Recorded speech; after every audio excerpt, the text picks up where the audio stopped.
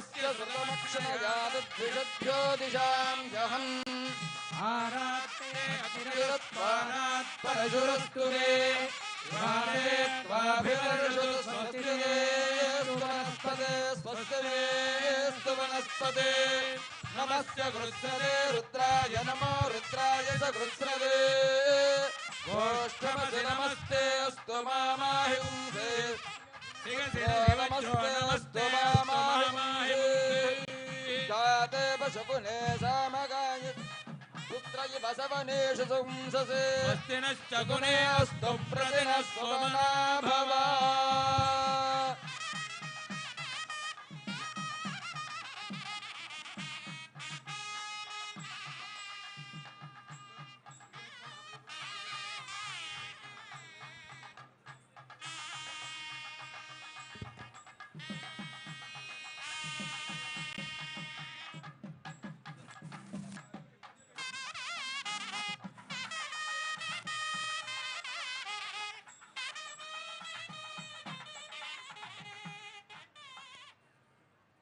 లక్ష్మీదేవి భగవంతుడు ఏ ఏ అవతారాలను ధరిస్తూ ఉంటాడో ఆ అవతారములకు అనుగుణంగా ఆవిడ కూడా అవతరిస్తూ ఉంటుంది. ఆయన రాముడుగా అవతరిస్తే సీతగా వస్తుంది. రాఘవత్వే భవత్ సీత రుక్మిణీ కృష్ణ జన్మని అన్యేషు చావతారేషు విష్ణోరేషానపాయిని అని. మహావిష్ణువునకు లక్ష్మీదేవి అనపాయిని అంటారు. అనపాయిని అంటే అర్థం అపాయము అనంటే విడిపోవుట, అనపాయము అనంటే విడిపోకుండా ఉండుట. అనపాయిని అంటే ఎల్లప్పుడూ, అనపాయిని అంటే విడిపోకుండా ఉండుట. నిత్యానపాయిని అంటే ఎప్పుడూ విడిపోకుండా ఉండుట అని అర్థం. అంటే ఎప్పుడూ ఆయన్ని విడిచి ఉండదు. ఆయన బ్రహ్మచారిగా వామనావతారంలో వచ్చినప్పుడు కూడా ఆ వామనుడి వక్షస్థలంలోనే ఉందిట ఆవిడ. అహలహిల్లేన్ ఇరయమెన్రు అలర్మేల్ మంగ యురైమార్భా అని నమ్మాళ్వార్లు అంటారు. ఆ స్వామిని నేను విడిచి ఒక క్షణం కూడా ఉండలేను అని నిత్యం ఆయన వక్షస్థలంలో ఉండేటువంటి ఆవిడ కనుక ఉండి ఏం చేస్తుంది ఆవిడ అంటే ఆయన దగ్గర ఉండేటువంటి క్షమాగుణాన్ని వర్ధింపజేస్తుందిట. ఈశానాం జగతోస్య వెంకటపతేహే విష్ణోఃపరాం ప్రేయసీం తద్వక్షస్థల నిత్యవాసరసికాం తక్షాంతి సంవర్ధిని. ఆయన వక్షస్థలంలో ఉండి సహజంగానే ఓర్పు కలిగినటువంటి భగవంతుని యొక్క ఓర్పుని మరింతగా వృద్ధి చేస్తుంది. ఓర్పు ఉంటే ఏం జరుగుతుంది అంటే మన పోటీ వాళ్ళందరినీ రక్షించాలని స్వామికి అనుగ్రహం కలుగుతుంది. ముఖ్యంగా మనం చాలా తప్పులు చేస్తుంటాం. ఇటువంటి తప్పులన్నిటి క్షమించాలి కదా ఆయన.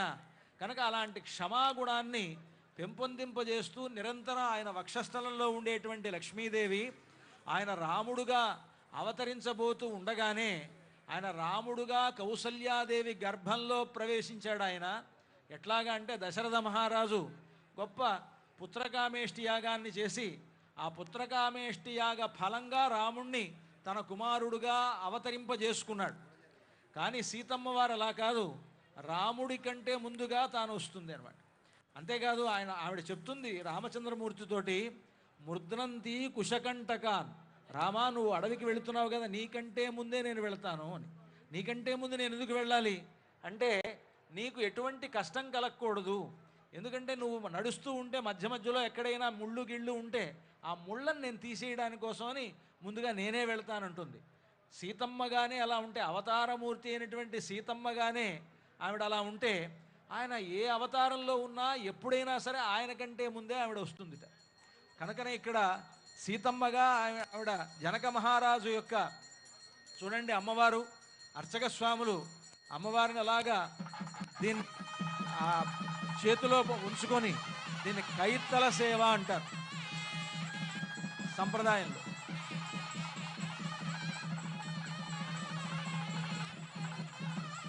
కైత్తల సేవ అంటే అర్చక స్వాములు చేతిలో పట్టుకొని చూపించడం. కైత్తలై, కైత్తలంటే కై అంటే చెయ్యి అని అర్థం.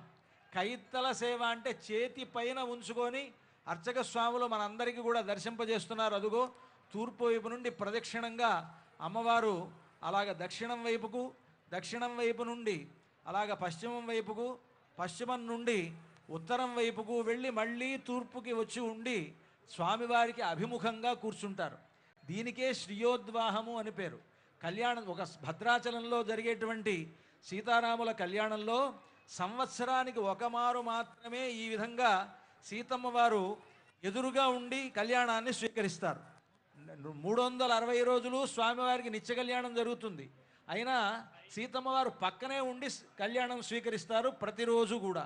కానీ ఒక శ్రీరామనవమి నాడు మాత్రమే ఈ విధంగా రాముల వారికి అభిముఖంగా ఉండి రాముల వారి ఎదురుగా కూర్చొని అందరి వలె ఆవిడ ఒక కళ్యాణాన్ని ఈనాడు స్వీకరిస్తుంది. ఇది నిజంగా గొప్ప సౌలభ్యం అంటారు. అర్చావతారమే గొప్ప సౌలభ్యం అయితే అర్చావతారంలో భక్త పరాధీన అర్చకాభిమతిత స్వీకుర్వతే విగ్రహం అంటారు. అర్చకాభిమతిత, అర్చకులు ఏ విధంగా అక్కడ సేవను చేస్తారో వారి యొక్క సేవను గ్రహిస్తారు స్వామివారు అమ్మవారు కూడా. ఇక్కడ రామచంద్రమూర్తి మామూలుగా ఆయన విభవావతారంగా ఉన్నప్పుడు ఆయన స్వతంత్రుడు. విభవావతారంగా అంటే రాముడుగా త్రేతాయుగంలో అవతరించినప్పుడు ఆయనకు స్వాతంత్ర్యం ఉంది. అదే ఇప్పుడు ఆయన అర్చావతారంగా ఉన్నాడు. భద్రాచలంలో భద్రాచల క్షేత్రంలో ఆయన ఒక అర్చామూర్తిగా విగ్రహ రూపంలో వేంచేసి ఉన్నాడు. ఇప్పుడు అర్చకులు ఏ విధంగా నడిపిస్తే ఆ విధంగా నడుచుకుంటాడనమాట.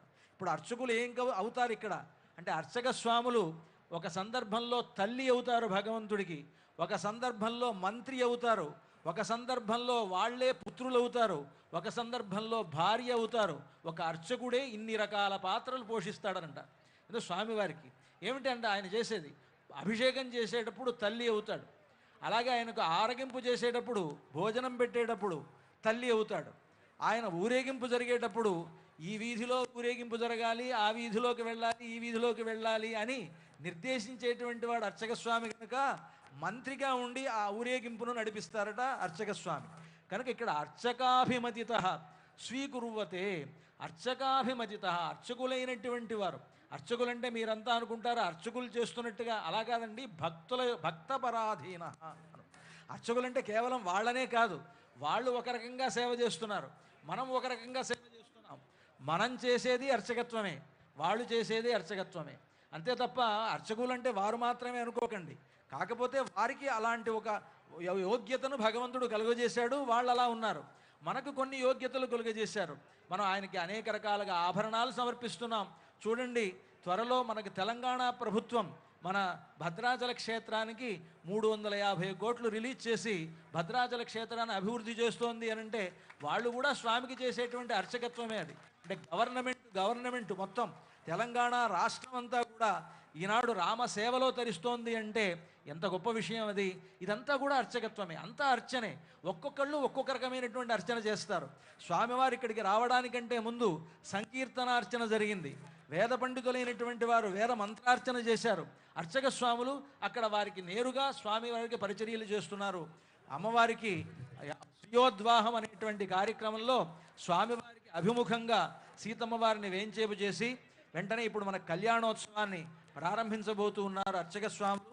అంతా కూడా సేవించండి. ఆ సీతమ్మ వారు ఆనాడు ఆ రాముడి కంటే కూడా ముందుగా వచ్చింది అని, దీనికి ఒక సందేహం మనకి రావచ్చు. రాముడి కంటే ముందే వచ్చింది అంటే రాముడి కంటే సీతమ్మ పెద్దదా అని సందేహం వస్తుంది మీకు. ఇలాంటి సందేహాలు రాకుండా ఉండడం కోసమని రాముడి కంటే ముందే ఆవిడ వచ్చినా రాముడు లోకంలో అవతరించిన తర్వాత తాను బయటికి కనిపించింది అన్నారు. అంటే బయటికి కనిపించడం ముఖ్యం, కానీ బయటికి రావడం కాదు ముఖ్యం. పై లోకం నుండి కింద లోకానికి వచ్చింది.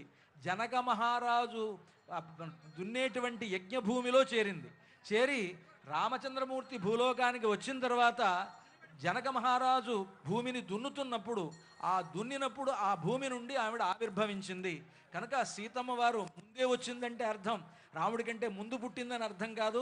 రాముడు భూలోకంలో అవతరించిన తర్వాతే ఆవిడ వచ్చింది. కనుక ఆ విధంగా అంటే ఆవిడ ముందు రావడంలో ఉద్దేశం ఏమిటంటే స్వామివారి కంటే ముందే ఒక సేవకురాలుగా తాను ఉంటుంది అని చెప్పడం దీంట్లో ఉద్దేశం. కనుక అలాంటి సీతమ్మ వారు ఇక్కడికి వేంచేసి ఉన్నారు. ఇది భూలోక వైకుంఠం. ఈనాడు మనకి జరిగేటువంటి ఈ కళ్యాణోత్సవం ఎంత గొప్పది అని అంటే భూలోక వైకుంఠమైనటువంటి భద్రాచల క్షేత్రంలో జరుగుతున్నటువంటి ఒక గొప్ప కళ్యాణం. శ్రీరమ సీతగాగ నిజ సేవక బృందము వీర వైష్ణవాచార జనంబుగాగా విరజానిది గౌతమిగా వికుంఠమున్నారయ భద్రశైల శిఖరాగ్రముగాగ వసించు చేతనోద్ధారకుడైన విష్ణుడవు దాశరథి కరుణాపయోనిధి అంటూ రామదాసు గారు అంటారు.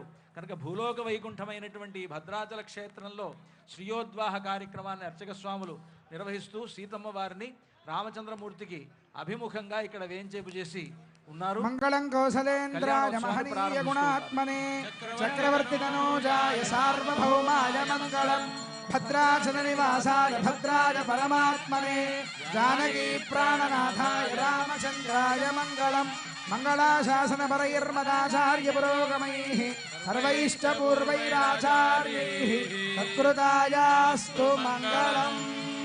ఓంకార రామ గోవింద భక్త రామదాస వరద గోవింద. జై శ్రీరామ్, జై జై శ్రీరామ్.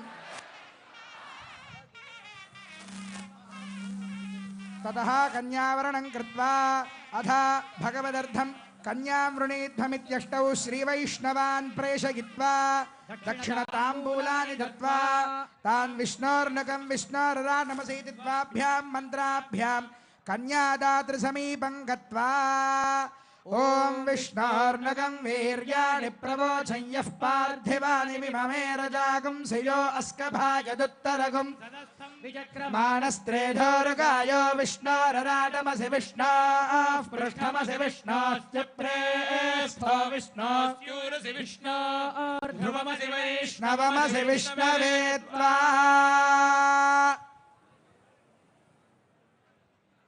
విష్ణోరరాటమసి విష్ణోః పృష్ఠమసి విష్ణోశ్చ ప్రేస్థో విష్ణోస్యూరసి విష్ణోర్ధ్రువమసి వైష్ణవమసి విష్ణవే త్వా. ఈ శ్రీయోద్వాహం జరిగిన తర్వాత అష్టౌ బ్రాహ్మణాన్ ప్రేషయిష్యే అని ఇక్కడ కళ్యాణ వాక్యం చెప్తున్నది. 8 మంది బ్రాహ్మణులను 8 దిక్కులకి పంపిస్తూ ఉన్నారు. ఇప్పుడు అందరికీ మాలాంటి వాళ్ళందరికీ మెళ్ళో కండువా వేసి తాంబూలం ఇచ్చారు కదా.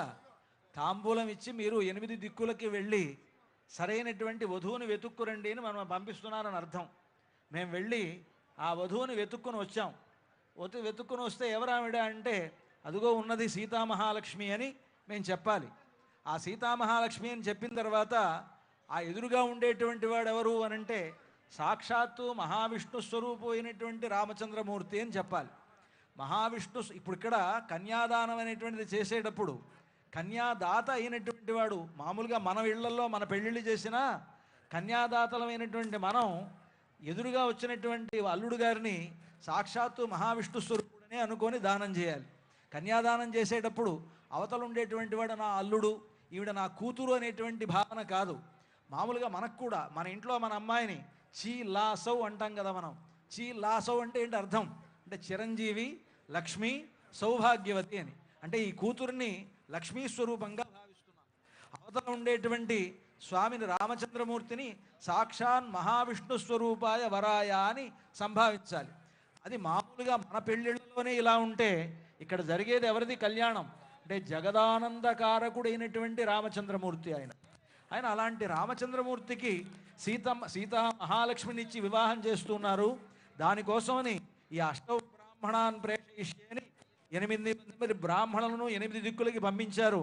వీళ్ళు వచ్చి 8 మంది బ్రాహ్మణులు కూడా చెప్తున్నారు, ఈ ఫలాని సీతమ్మ ఉన్నది, ఆవిడ ఈ గోత్రానికి చెందింది. ఫలాని రామచంద్రమూర్తి ఉన్నాడు, ఆయన ఒక గోత్రానికి చెందినటువంటి వాడు, ఆయన గోత్రం ఫలానిది, ఈవిడ గోత్రం ఇది అని చెప్తామన్నమాట. ఈ చెప్పినప్పుడు ఆ గోత్రానికి సంబంధించినటువంటి ఋషులకి సంబంధించినటువంటి ప్రవరలు ఇవన్నీ కూడా చెప్తాం. ఇక్కడ రామచంద్రమూర్తి యొక్క గోత్రం అచ్యుత గోత్రం, సీతమ్మ వారి యొక్క గోత్రం సౌభాగ్య గోత్రం. ఈ సీతమ్మ వారిని చెప్పేటప్పుడు చాలామంది అనుకుంటూ ఉంటారు, రామచంద్రమూర్తి రాజు కదండి, సీతమ్మ వారు కూడా రాజకుమార్తె కదండి, మరి వాళ్ళకి వర్మ అని చెప్పాలి కదా అని. కానీ భద్రాచలంలో ఆ రామచంద్రమూర్తిని శర్మగానే వర్ణిస్తారు. అదేంటంటే కొంతమంది అనుకుంటూ ఉంటారు, కొంతమంది వాళ్ళ మనస్సులో అనుకుంటూ ఉంటారు, శర్మ అని బ్రాహ్మణుల్ని పిలవాలి, వర్మ అని రాజుల్ని పిలవాలి అని. కానీ ఇది మామూలుగా లోకంలో ఉండేటువంటి సామాన్యమైనటువంటి ధర్మం అది. కానీ భగవంతుడి విషయంలో అలా కాదుట. అసలు బ్రాహ్మణుణ్ణి శర్మ అంటున్నారంటే దానికి కారణం ఏంటో తెలుసునా? బ్రాహ్మణులకి భూసురులు అని పేరు. భూసురులు అంటే భూమి మీద ఉండేటువంటి దేవతలు అని, అంటే భూదేవతలు అని పేరు. భూసురులు అని. భూసురులు కనుక దేవతలకు శర్మ అని పేరు. శర్మ అనేటువంటి మాట బ్రాహ్మణులకని కాదు, శర్మ అనేటువంటి పదం దేవతలకు పేరు. దేవతలు వీళ్ళు భూదేవతలు గనక భూసురులైనటువంటి వీళ్ళని శర్మ అనమన్నారు తప్ప శర్మ అంటే వీళ్ళకి హక్కని కాదు అర్థం. అక్కడ రామచంద్రమూర్తి సీతమ్మ వారు దేవతలుగా ఉండి మన యొక్క కైంకర్యాన్ని స్వీకరిస్తున్నారు. రామచంద్రమూర్తిని సీతమ్మ వారిని దేవతలుగా భావిస్తేనే కదా మనం వారికి కైంకర్యం చేసేది. లేకపోతే ఎందుకు కైంకర్యం చేస్తాం? మామూలుగా ఎంతమంది రాజులు పరిపాలించలేదు, ఎంతమంది గొప్ప తేజస్సుతో వెలగలేదు లోకంలో. నిన్న మనం చెప్పుకున్నాం ఎదుర్కోలు ఉత్సవంలో, రామచంద్రమూర్తి వంశంలోనే రఘుమహారాజు అనేటువంటి వాడు పుట్టాడు. ఆయన కుబేరుడితో యుద్ధాన్ని ప్రకటించాడు. రామచంద్రమూర్తి తండ్రి దశరథ మహారాజు దేవతలకు కూడా యుద్ధాల్లో సహకరించాడన్నాం. అంత గొప్పవాళ్ళైనా వాళ్ళని మనం ఎవరం పూజించట్లా, రాముణ్ణి పూజిస్తున్నాం. కారణం ఏమిటంటే రామచంద్రమూర్తి దైవం కనుక. సాక్షాత్తు మహావిష్ణువే లోకంలో రామచంద్రమూర్తిగా అవతరించాడు కనుక ఆయనకు శర్మ అనేటువంటి పేరు. పరబ్రహ్మ శర్మణో నప్త్రే వ్యూహ వాసుదేవ శర్మణ పౌత్రాయ